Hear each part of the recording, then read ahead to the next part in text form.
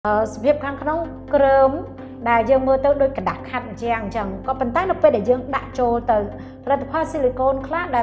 ผลิตในประเทศจุดค้างคือเราไปได้ยังดักโจเตอเวเรลเวียดนาม Or we need this implant to put in, and she will take the paper off of it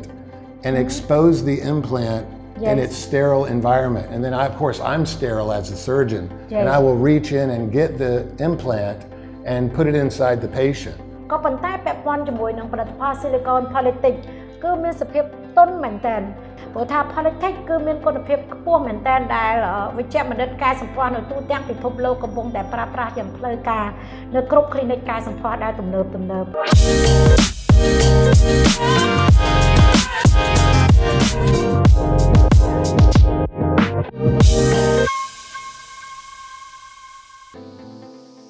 เช่นในขยมส้มกรบจุ่มเรียบซัวโลกลูกไส้ในนิกญาอัตจนระบาดมาแชมเดอร์การสัมพันธ์แบบโปรคลินิกทางอาชีพกรบนักระลึก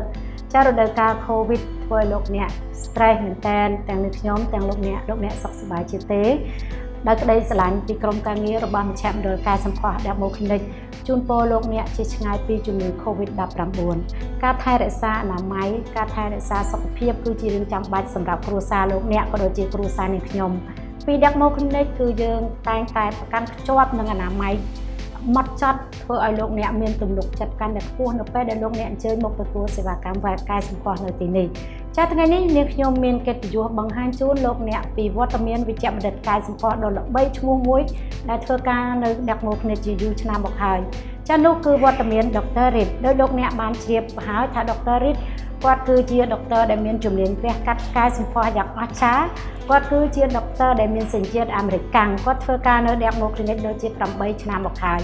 การได้ก็รู้ในประเทศกัมพูชีคือมีระยะเวลาเชียงบุกไพชนะบอกหายท่าให้ตัวไว้บ้านดร.ริดอภมตลอดเตอร์สหรัฐอเมริกาให้ตัวไว้บ้านกอดสลายสลบไม้ให้ตาการแพร่กัดกายสัมพันธ์ในดักโมคลินิก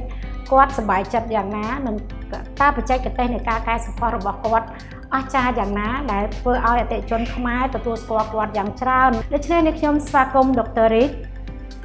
Welcome Dr. Reed. Hi Danae, how are you? How are you Dr. Reed? Fine, thank you. I'm fine, thanks. Good. Dr. Reed จุ่มเรียบซัวโรคลูกไส้ในนี้กันเนี่ยแต่จนระบาดมาแชมเดอร์การสัมพันธ์แบบโมคลินิกโรคเนี่ยเคยสอบให้ดร.ริดอันนี้เพียสาขมาบานดร.ริดจุ่มเรียบซัว again. Okay, please introduce yourself to customer the Mo Clinic. Okay, I will. Thank you. I'm Dr. Sheftal. I'm American. I grew up in Florida. I went to undergraduate college at MIT and then took my pre-med course at Harvard University and then went to medical school back in Florida. And of course, after medical school, you have to do surgery training. We call it residency. And I did that in Ohio.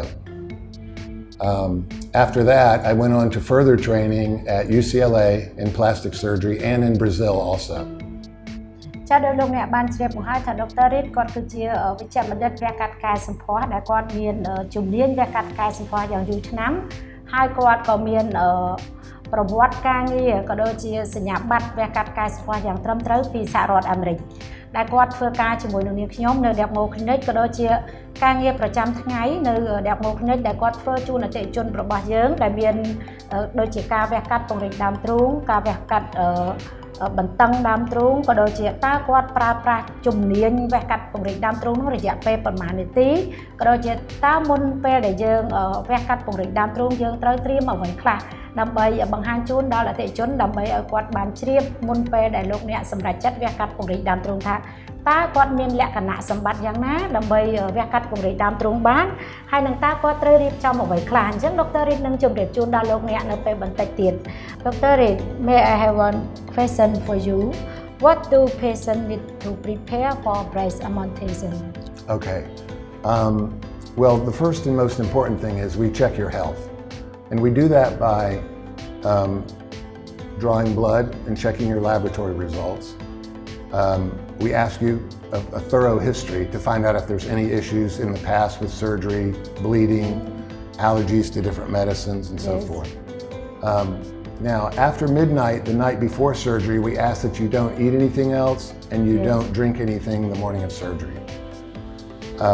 We also prefer that ladies will wash their hair the morning of surgery before they come in, because there's going to be a couple days right after surgery with bandages and so forth where they can't take a shower.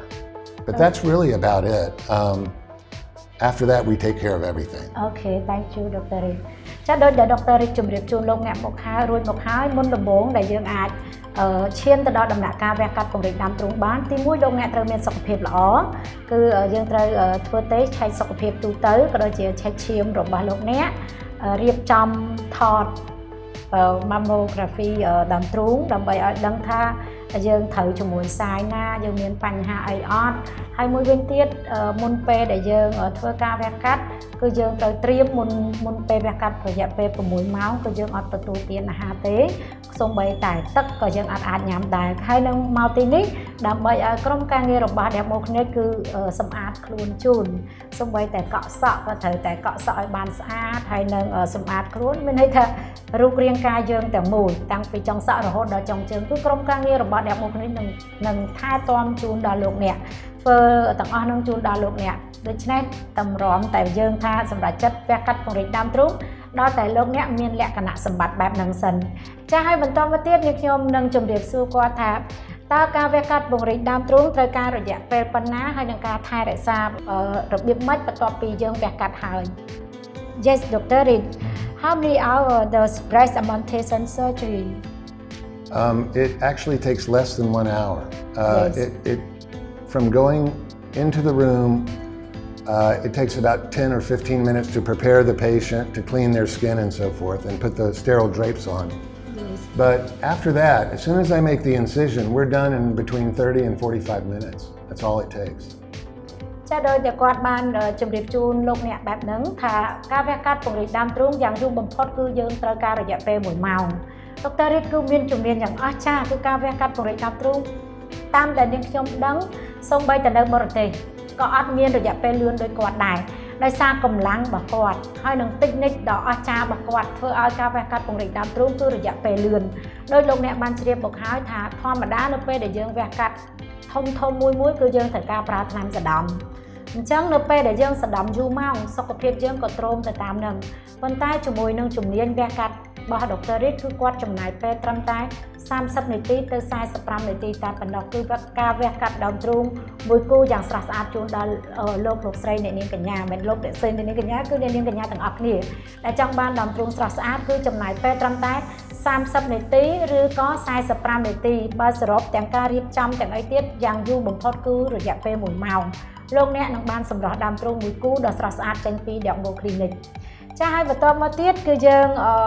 ត្រូវការឲ្យអតិថិជនសម្រាប់នៅទីនេះគឺរយៈពេលត្រឹមតែ1យប់លោកអ្នកនឹងអាចដើរបានសុខភាពល្អត្រឡប់មកវិញឬក៏បើសុខភាពបងប្អូនមិនទាន់អូខេ 100% ទេគឺគាត់អាចនៅសម្រាប់នៅទីនេះបន្តទៀតនៅទីនេះក៏មានផ្គត់ផ្គង់អាហារជូនដល់លោកអ្នកមួយថ្ងៃ3ពេលក៏ដូចជាមានក្រុមគ្រូពេទ្យថែរក្សាជូន24ម៉ោងនៅទីនេះផ្ទាល់ចាហើយសុភាពនារីទាំងអស់ប្រកាសជាចង់ដឹងមួយទៀតថាតើវះកាត់ពង្រីកដើមទ្រូងមានភាពឈឺខ្លាំងដែរឬអត់ព្រោះអ្នកខ្លះឮថាវះកាត់ហ្នឹងគឺគាត់រអាមែនតើអ្នកខ្លះក៏ថាហេតុអីក៏យកអាយុជីវិតទៅបន្ថយដល់គាត់តែចង់បានទ្រូងស្អាតមកគូ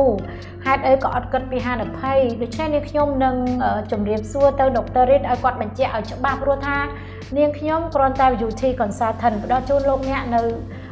ការវះកាត់ដ៏ច្បាស់ការមួយថាតើមុនពេលវះកាត់ពង្រីកដើមទ្រូងនិងក្រោយពេលវះកាត់ពង្រីកដើមទ្រូងត្រូវការបែបបត់បែបណាពាក់ព័ន្ធជាមួយនឹងបច្ចេកទេសដល់តែជំរាបសួរទៅលោកបច្ចេកបណ្ឌិតដែលគាត់អង្គុយនៅក្បែរនឹងខ្ញុំដូច្នេះនាងខ្ញុំនឹងជំរាបសួរទៅ Dr. Reed ឲ្យគាត់ជំរាបផ្ទាល់មាត់ថាតើវះកាត់ពង្រីកដើមទ្រូងមានសភាពឈឺខ្លាំងដែរឬអត់ The feeling customer want to know painful or not after surgery Okay, well, when you have the surgery itself, you don't feel anything at all. Okay, the anesthesiologist takes care of that. During surgery, I inject water with a numbing agent in it. If you've ever been to the dentist where they inject around your teeth before they fix a cavity, you know that you don't feel anything while the dental procedure is going on. And we use a very similar medicine that we mix with water and inject inside the breast. So even when you wake up from surgery, you don't feel any pain, okay? Now that medicine has a half-life. It lasts for about 6 or 7 hours. So later that night, you begin to get a little sore, but you can take pain medicine at that point. Okay. And the total soreness for the operation only lasts 2 or 3 days. And it's not a severe pain at all. It's just a little bit of soreness, like you just exercised real hard for the first time and your muscles feel sore. It feels a little bit like that. But it's nothing that anyone has ever complained of. I've never had a patient come back after surgery and said that, boy, that really hurt or anything like that. That's never happened. កន្លងមកនៅពេលដែលអតិថិជនមួយដែលគាត់ធ្វើការសម្រេចចិត្តវះកាត់ពង្រីកដើមទ្រូងនៅទីនេះជាទូទៅនៅពេលដែលចាប់ផ្ដើមចូលដល់បន្ទប់វះកាត់មុនដំបូងគឺភ័យដូចគ្នាបន្ទាប់ពីចូលដល់បន្ទប់វះកាត់មុនពេលវះកាត់ចាប់ផ្ដើមវះកាត់ហ្នឹងគឺរៀបចំសម្អាតខ្លួនសម្អាតអីរួចរាល់បន្ទាប់មកគឺគាត់ចាប់ផ្ដើមប្រើថ្នាំដើម្បីឲ្យយើងមានអារម្មណ៍ថាងុយគេងបន្ទាប់មកទៀតនៅពេលដែលគាត់ចាប់ផ្ដើមធ្វើការវះកាត់ធម្មតាទូទៅការវះកាត់ពង្រីកដើមទ្រូងយើងមានស្នាមនៅយើងអាចវះកាត់តាមក្លៀកឬក៏តាមក្រោមនេះឬក៏តាមរង្វង់ដោះតាមតែយើងអាចជ្រើសរើសមាន3ទីតាំងដែលយើងអាចជ្រើសរើសនៅស្នាមរបួសប៉ុន្តែជាទូទៅដុកទ័ររីត recommend ឲ្យគឺយើងប្រើវះកាត់នៅក្លៀកដើម្បីងាយស្រួលនៅពេលដែលគាត់ញាត់ស៊ីលីកូនចូលមកក្នុងដើមទ្រូងយើងហើយមួយទៀតគឺសុវត្ថិភាពសម្រាប់លោកអ្នកព្រោះថាស្នាមនៅក្លៀកគឺងាយស្រួលព្យាបាលជាងស្នាមដែលនៅក្រោមអាវតំណប់ដូច្នេះលោកអ្នកនឹងទទួលបានសម្រាប់ដើមទ្រូងស្រស់ស្អាតហើយគឺយើងមើលអត់ឃើញស្នាមទេហើយម្យ៉ាងទៀតនៅពេលដែលគាត់ថ្នាំស្ពឹកចូលខ្លួនអស់ហើយនៅពេលដែលយើងកេងលក់ហើយបានគាត់ចាប់ផ្ដើមធ្វើការបាញ់ទឹកសេរ៉ូមចូលទៅក្នុងទ្រូងយើងដើម្បីគាស់សាច់ដុំយើងឡើងទៅលើញាត់ស៊ីលីកូនដុំស៊ីលីកូនចូលទៅក្នុងស្រទាប់សាច់ដុំខាងក្រោមសាច់ដុំរបស់យើងអញ្ចឹងអារម្មណ៍ភ្ញៀវគឺអត់មានការឈឺចាប់ទេអត់មានដឹងការឈឺចាប់អីព្រោះថាយើងបានកេងលក់ទៅហើយបន្ទាប់មកទៀតនៅពេលដែល1ម៉ោងក្រោយនៅពេលដែលយើងវះកាត់ហើយអតិថិជនគាត់នៅកេងលក់នៅឡើយគាត់អាចចូលមកផ្លាស់ពីបន្ទប់វះកាត់ចូលមកបន្ទប់សម្រាកនឹងរយៈពេល3-4ម៉ោងទៅ5ម៉ោងនៅពេលដែលគាត់ភ្ញាក់ពីកេងមកគាត់គ្រាន់តែមានអារម្មណ៍ថាទ្រោមខ្លួនធម្មតាមានវត្ថុមួយគូចូលមកក្នុងដើមទ្រូងយើងអារម្មណ៍យើងវាប្រកាសជាខុសប្រក្រតីហើយប៉ុន្តែគាត់អត់មានអារម្មណ៍ឈឺទេដូច្នេះនៅពេលដែលបន្ទាប់មកទៀតហ្នឹងគឺក្រុមគ្រូពេទ្យគាត់ប្រើថ្នាំអមជាមួយជាប់មិនធ្វើឲ្យអតិថិជនមានការឈឺចាប់ទេក៏ប៉ុន្តែដូចជាកុហកពេកបើសិនយើងនិយាយថាអត់មានឈឺចាប់ទេអត់មានកើតអី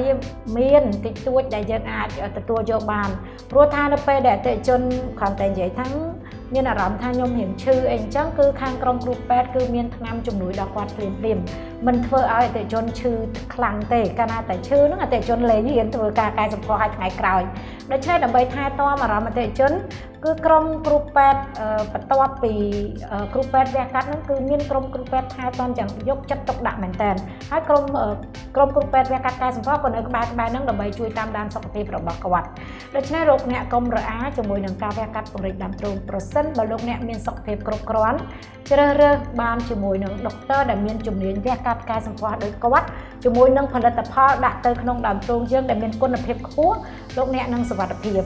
Dane, Yes. Can I mention one more thing that a lot of ladies ask me? Okay. They like to know when they can get back to their normal activities. So what I'd like to do now is just go over a little bit of a timeline of the whole procedure. Yeah. You have the procedure, say, on day one, where we put in the numbing medicine and so forth, and you go home the same day, and you come back usually about 2 days later to have your drains removed. We leave drains in to get the water out that we put in to make you numb. It's essentially a bloodless procedure. There's no significant bleeding at all. It's just the water that we put in that we want to drain out. And then about 4 days after that, we remove the stitches. So we'd like women to not go back to the gym, not pick up things that are too heavy, maybe more than 5 kilos for that whole week. But once we get the stitches out, there's really no discomfort at all anymore, and women can go back to their normal activities.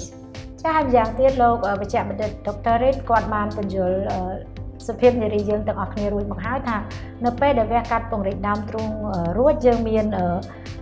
រយៈពេលដែលយើងត្រូវថែរក្សាជូនគាត់នៅថ្ងៃដែលយើងវះកាត់រួចគឺអតិថិជនគាត់ត្រូវសម្រាកនៅទីនេះបន្ទាប់មកនៅថ្ងៃទី2ទៅថ្ងៃទី3គឺយើងដកសាយ៉ូចេញព្រោះធម្មតានៅពេលដែលយើងវះកាត់គឺយើងប្រើសាយ៉ូដើម្បីសុងឲ្យទឹកសេរ៉ូមដែលយើងបាញ់ចូលនៅក្នុងទ្រូងហ្នឹងហ ហូរចេញក៏ដូចជាមានកំណត់ឈាមអីហ្នឹងហូរចេញដើម្បី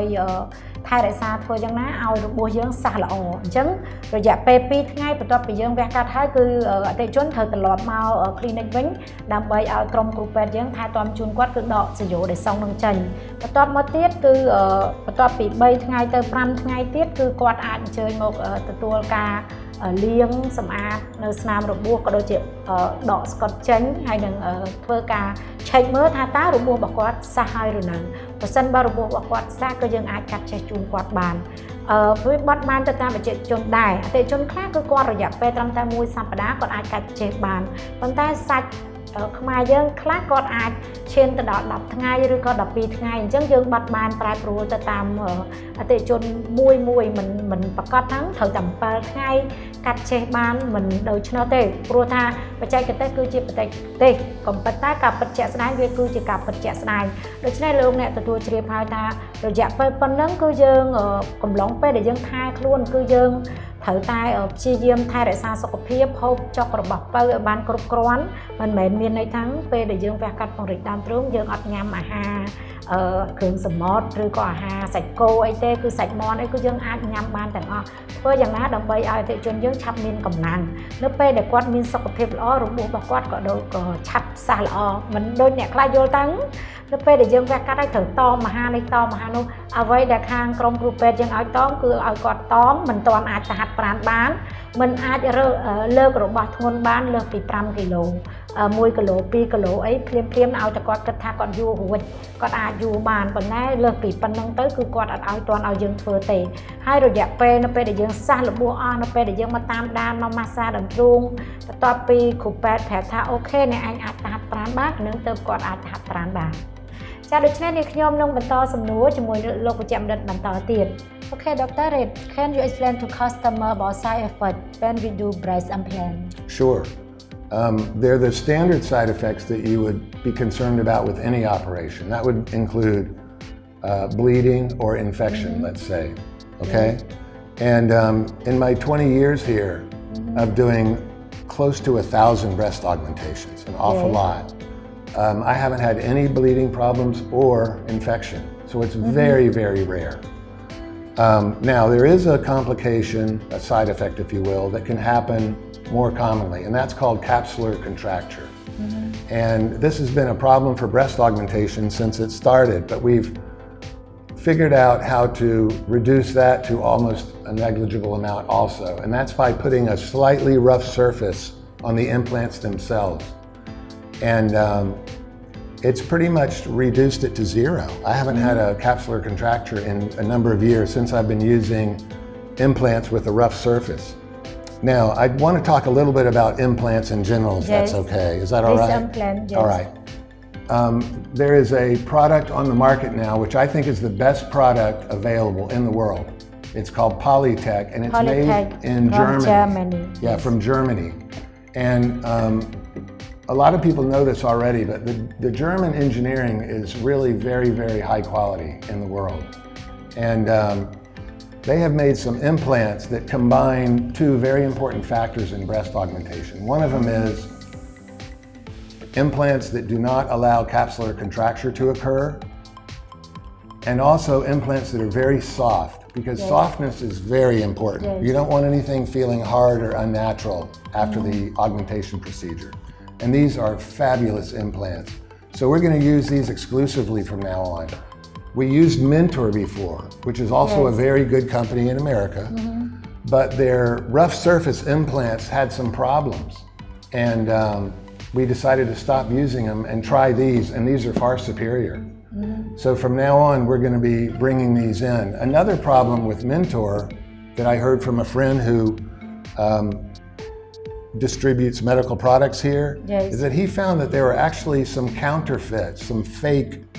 Mentor implants on the market in Cambodia. Have a lot of fake right now. There were a lot of fakes, yes. So what we're going to do to prevent that from happening, and what I did with Mentor before, is I have the implants imported directly from America. So they're not bought from any distributor or anything around here. They're coming directly from America on a plane.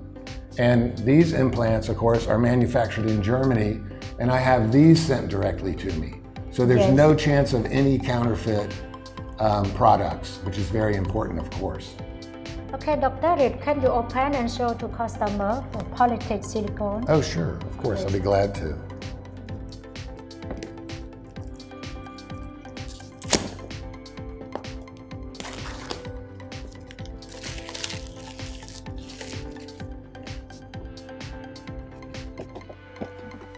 It's like Christmas morning or something. Yes. Okay. Ah, thank you. Okay, great. Here we go. No, I got it. It's just like this. Okay. And tell the patients that they will have a Certificate. specific registration number for the implants that they use. And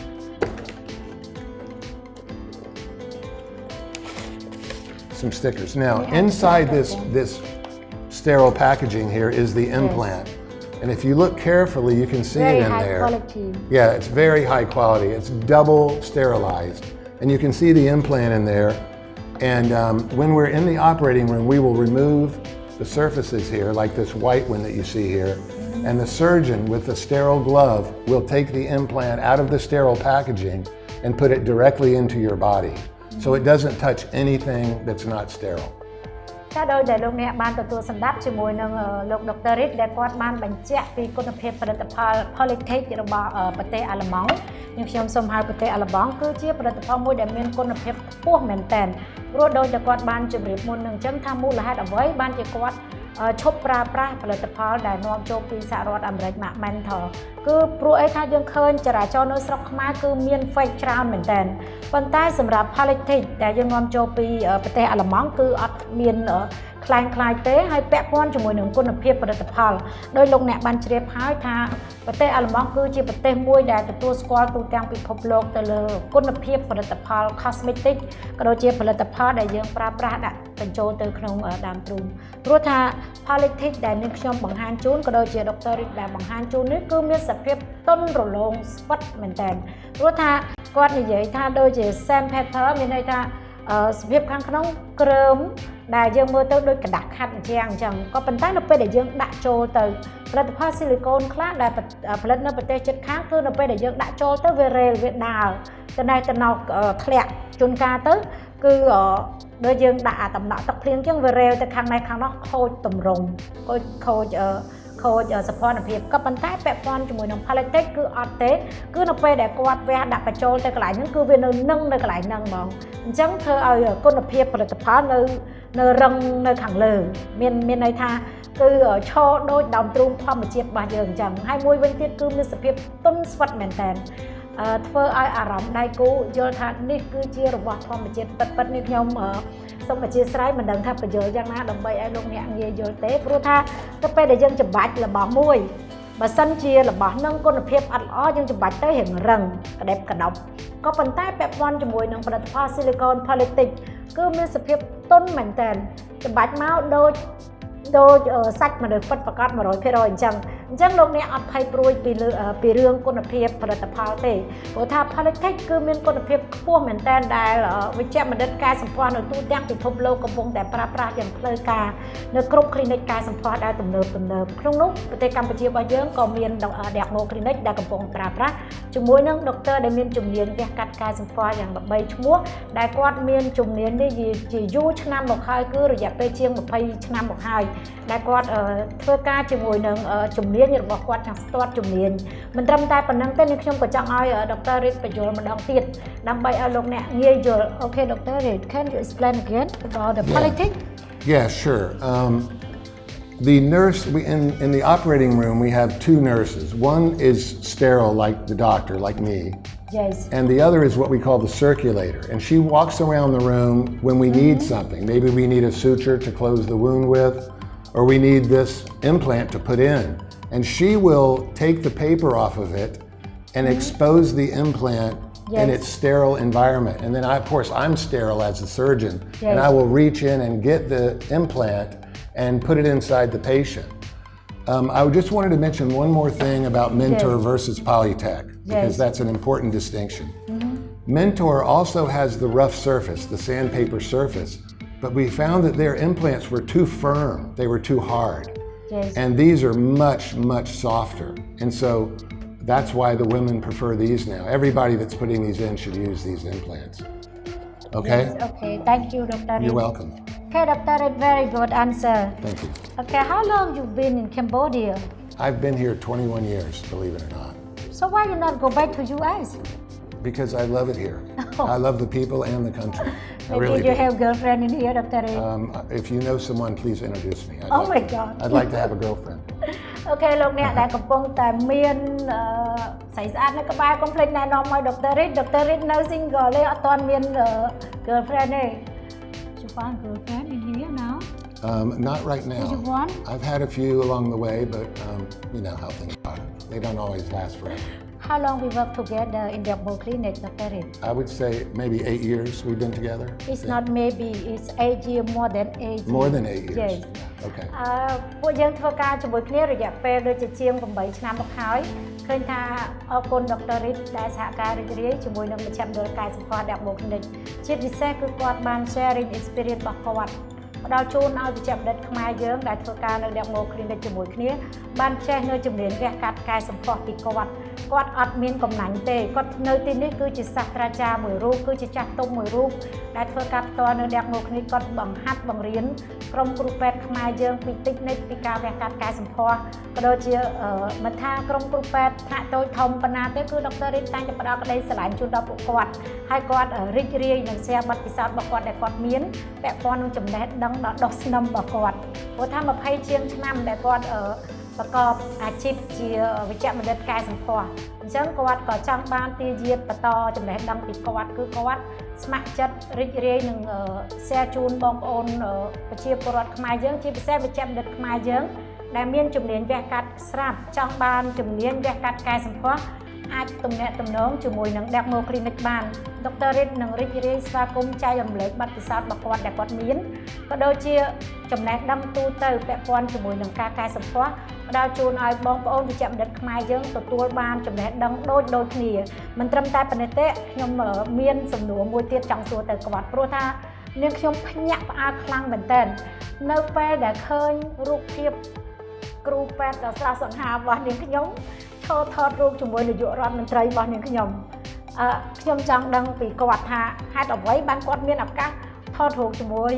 សម្ដេចនាយករដ្ឋមន្ត្រីហ៊ុនសែនតើពេលនោះគាត់ទៅធ្វើអីហើយគាត់ពេលទំនេររបស់គាត់ចូលចិត្តធ្វើអីព្រោះថានាងខ្ញុំភ្ញាក់មែនតើនៅពេលដែលអតិថិជនយករូបទាំងអស់ហ្នឹងមកឲ្យនាងខ្ញុំមើលថាដានេះរូបថតដុកទ័រនេះឯងណានេះគាត់ទៅធ្វើអីបានជាគាត់មានរូបថតជាមួយនឹងសម្ដេចនាយកគាត់ភ្ញាក់មែនតើខ្ញុំមិនគឺក៏មិនមែនហ្នឹងដូចមិនមែនទេហ្នឹងមើលទៅដូចគាត់មែនហើយ Dr. Rit ខ្ញុំមិនក៏អស្ចារ្យយ៉ាងហ្នឹងមានឱកាសបានទៅថតរូបជាមួយនឹង hero ប្រចាំប្រទេសខ្មែរអញ្ចឹងថ្ងៃហ្នឹងប្រកាសជាសួរគាត់ហើយ Dr. Rit can I ask you last question Sure I saw your picture with Prime Minister Hun Sen Yes What you did with him Well he loves golf.And I also love to play golf, and that's a common interest. So he sponsors tournaments now and then, and I play in them. And that particular one I happened to do well. So he presented a trophy to me on the stage of the auditorium where we had lunch after the golf tournament. Oh really? Yeah. អូយរំភើបមិនដែលដឹងថាគ្រូពេទ្យខ្ញុំមានជំនាញមួយទៀតបន្ទាប់ពីការវះកាត់កាយសម្ផស្សគឺ Dr. Rit គឺគាត់ចូលចិត្តលេង golf មែនតើហើយមួយវិញទៀតបងប្អូនដែលមានកូនស្រីដែលមានប្អូនស្រីដែលមានមិត្តភក្តិស្រីចាប់អារម្មណ៍ចង់បាន Dr. បរទេសដាក់ពាក្យមួយ Dr. Rit បាននៅក្នុងថ្ងៃហ្នឹង Well, I think maybe my hair is too gray now and nobody wants me anymore. You feel you're too old now? Maybe. I don't know. You're still handsome, Well, Dr. Rit. I hope so. But I've been here 21 years. When I got here originally, my hair was black, no gray, but recently it started to turn gray, so maybe that's my problem, I don't know. No, don't think like that. I think have pretty good waiting for you. Thank you, I hope so. Could I say one final thing to the people of Cambodia? Okay, please. I'd like to say that I really appreciate the way I've been treated here. I've been here 21 years, and from the very beginning, when I first got here, you have treated me like a member of your family, and I really appreciate it. I've enjoyed my time here very much, and thank you so much from the bottom of my heart. Thank you. អរគុណដុកទ័ររីត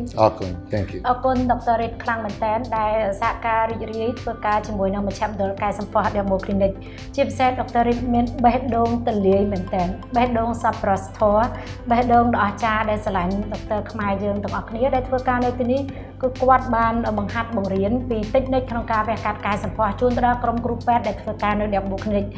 ចាស់ហើយអ្វីដែលពិសេសមួយទៀតដុកទ័ររីតក្រៅពីគាត់មានបេះដូងល្អក្នុងការចែករំលែកបទពិសោធន៍របស់គាត់ទៅដល់ក្រុមវិជ្ជាបណ្ឌិតខ្មែរយើង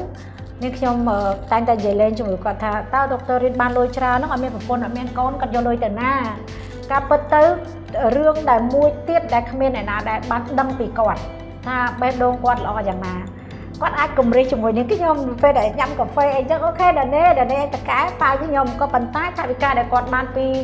ការងារដែលគាត់ធ្វើនៅអ្នកមុខនេះគាត់តែងតែយកទៅជួយដល់កុមារដែលរងគ្រោះដោយសារភ្លើងឆេះដោយសារជំងឺដង្កាត់ផ្សេងក៏ដូចជាហានិភ័យដែលកើតឡើងដោយសារជំងឺដែលគាត់គ្មានលទ្ធភាពក្នុងការព្យាបាលព្រោះថាគាត់មាន charity របស់គាត់ដើម្បីជួយក្មេងៗទាំងអស់នោះគាត់នឹងបង្ហាញជូន logo របស់គាត់ដែលគាត់ធ្លាប់ជួយក្មេងៗរងគ្រោះយ៉ាងច្រើនមែនទែនដែលមាននៅក្នុងប្រទេសកម្ពុជារបស់យើងដូច្នេះលោកស្រីអ្នកនាងកញ្ញាអតិថិជនរបស់មជ្ឈមណ្ឌលកែសម្ផស្ស Demo Clinic អញ្ជើញមកកែសម្ផស្សនៅ Demo Clinic ក៏ដូចជាបានចូលរួមចំណែកជួយទៅដល់ជនទីតវ៉ាក្រដែលគ្មានលទ្ធភាពក្នុងការព្យាបាលខ្លួនឯង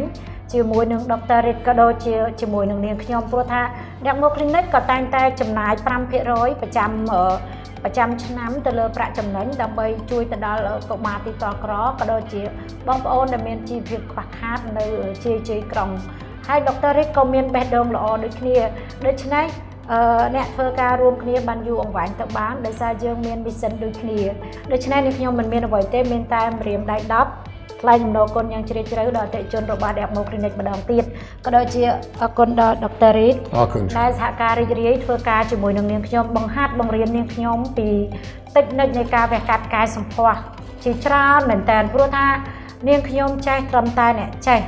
តាមបែបផែនរបស់យើងប៉ុន្តែអ្វីដែលជាចំណេះដឹងថែមគឺគាត់ជាអ្នកបង្វឹកក្រុមការងាររបស់ Demo Clinic ក៏ដូចជានាងខ្ញុំផ្ទាល់គាត់គឺជាព្រឹទ្ធាចារ្យចាស់ទុំនៅទីនេះអញ្ចឹងមានតែថ្លែងអំណរគុណដល់គាត់ហើយសង្ឃឹមថាដុកទ័ររីតនឹងមានសុខភាពល្អនឹងធ្វើការជាមួយនឹងនាងខ្ញុំបានយូរអង្វែងតទៀតដូច្នេះជូនពរលោកអ្នកឲ្យមានសុខភាពគ្រប់គ្នាកុំភ្លេចណា3កុំ3ការពារដើម្បីជៀសឆ្ងាយពីជំងឺ COVID-19 ទាំងអស់គ្នាចាអរគុណសូមគោរពលា